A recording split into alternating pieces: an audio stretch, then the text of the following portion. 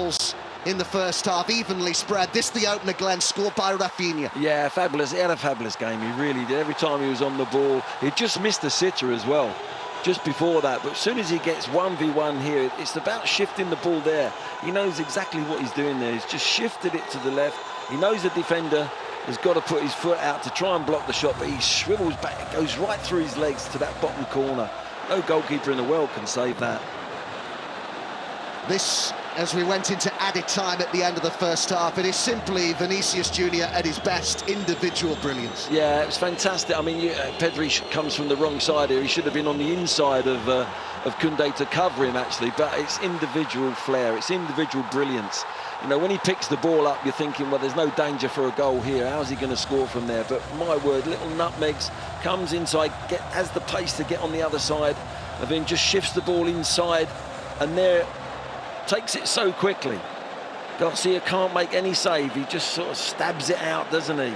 It's a brilliant goal, it really is, and he looked lively all night. For somebody that had gone 16 games without a goal, he looked good.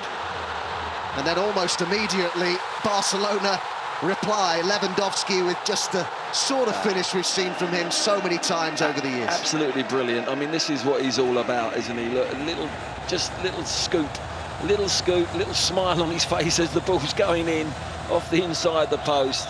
And there's his manager, absolutely delighted, and rightly so, because they bounce back so quickly. What they couldn't do is hold on again, because Real Madrid showed great character.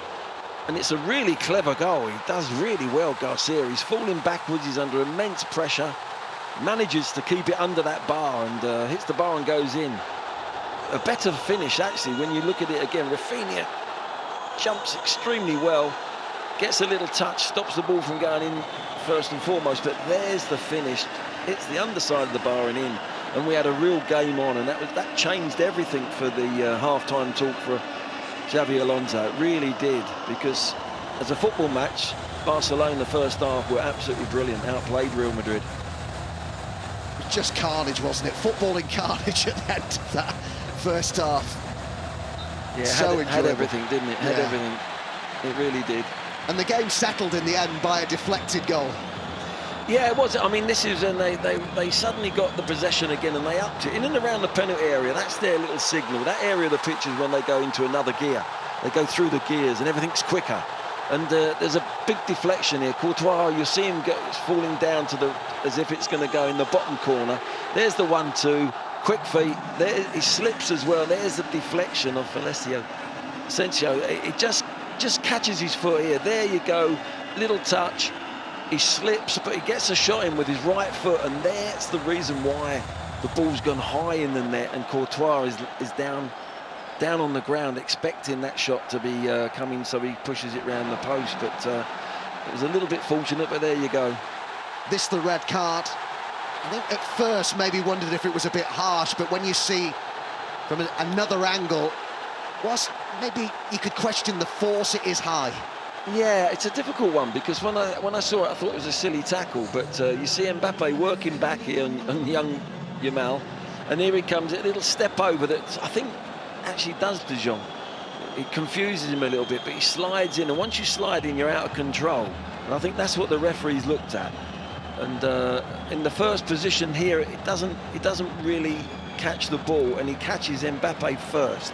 And I think in the end, that's probably the right decision.